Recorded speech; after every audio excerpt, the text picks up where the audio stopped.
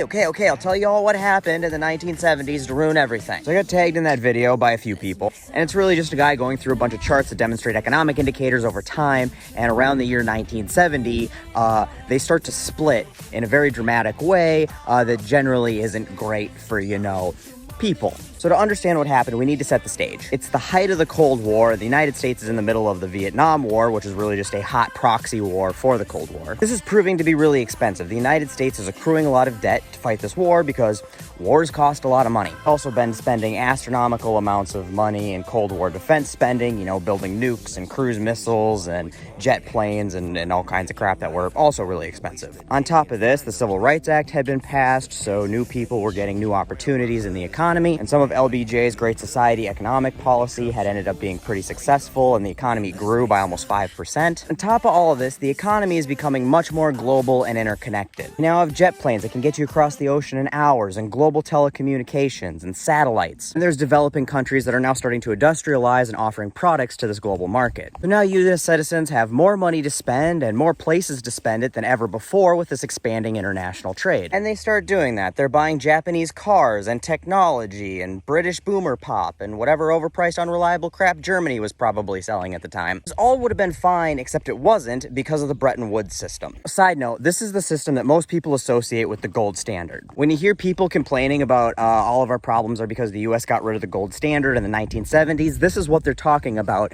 but that's not entirely true. The US had abandoned a true gold standard in 1933, 4 decades before we got rid of the Bretton Woods system. And for those of you who aren't familiar with the gold standard, it just means that currency was backed at a point by physical gold. Your US paper currency was directly exchangeable for US gold with the Federal Reserve. And the US ditched this in part to spur spending to help with recovery from the Great Depression, and also because gold-backed currency was unable to keep up with the demands of supplying the Allied war effort during the Second World War. But then after the war, they needed a new global standard for currency exchange. And the Bretton Woods Agreement was the solution that they came up with. And this tied foreign holdings of US currency to gold at a fixed rate of $35 an ounce. This meant people and businesses in foreign countries that had US currency, had US dollars, could exchange those with the Federal Reserve for gold at a rate of $35 per ounce. This worked okay for a little while, but it had 2 fatal flaws. First was the issue that it was a fixed rate, so as the amount of US currency in circulation changed and the value of gold changed, it made it really hard to keep those two values in sync. Second was that this was really a one-way flow of gold from the country. As people started buying more imported goods, and that meant more foreign-held foreign currency that could and was exchanged for gold, that gold would then leave our country, which meant we had less gold to back all of our foreign currency. Obviously not a sustainable system for the US, and it got to the point where we had $45 billion out in foreign currency and only $10 billion worth of gold in the Federal Reserve. This meant that people started exchanging currency for gold at a much higher rate because nobody wanted to be left holding the bag when currency could no longer be backed by gold. We had that problem coupled with the fact that a good economy meant higher inflation. Higher inflation is bad when you're a president running for re-election.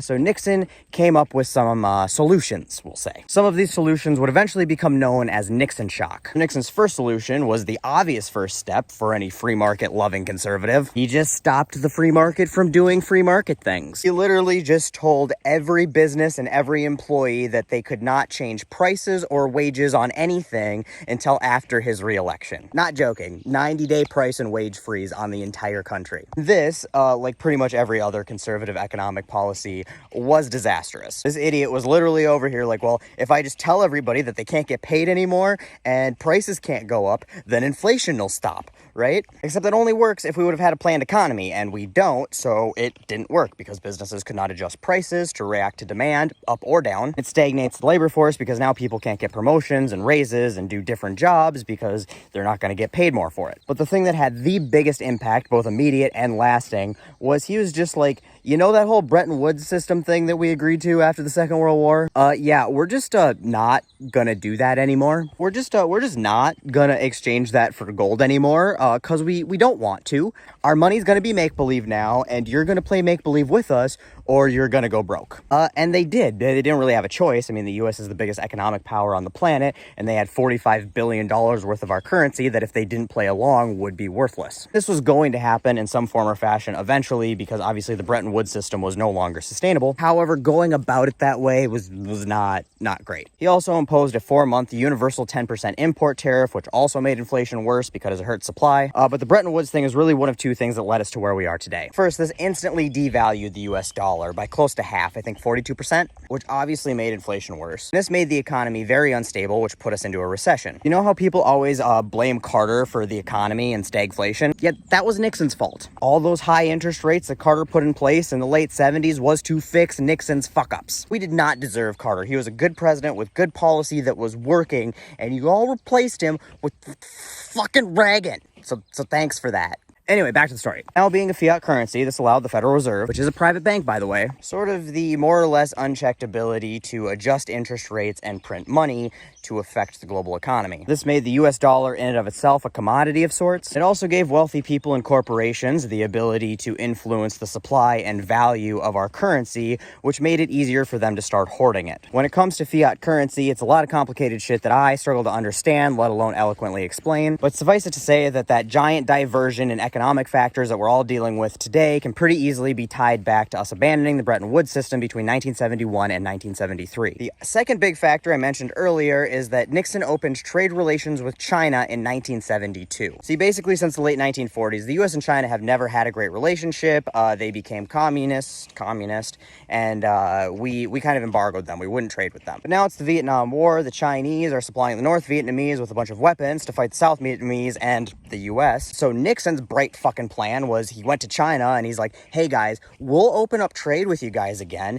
if you stop supplying the North Vietnamese with weapons. Okay, yeah, that sounds good. We'll do that. And then they didn't. But it didn't matter that they didn't hold up their end of the deal. Not that we can be super mad. We've, never held up our end of the deal on anything. But there was nothing much we could do at that point. Pandora's box was open. A bunch of corporations immediately saw the opportunity for slave wage labor they could exploit. And next thing you know, all these low-skill manufacturing jobs that a high school dropout could get and make a decent living on are being shipped to the other side of the planet to be made by children for pennies an hour. Those jobs were really essential to a robust middle class, and that was the other big factor that really accelerated that wealth gap in our country. As for his chart showing that incarceration rates started skyrocketing at that time as well, that has a fair amount to do with the increased poverty rates from these bad economic policies, but it has a lot more to do with the war on drugs, also started by Nixon. And the thing is, had we had more than 4 years of Carter to work on the solutions to these issues, they probably wouldn't be so bad today. But nope, we had to put fucking Satan himself in the White House, and he took all of these bad policies and made them exponentially worse and exponentially harder to fix, which made them exponentially more damaging. That's why you see those charts take off like a billionaire with a space program in the 1980s and 90s. Sorry, this stuff gets really long and boring because it's really complicated to explain, so I appreciate everybody who stuck it out this far. But yeah, that's the gist of the answer as to why those things really started to change in the early 1970s.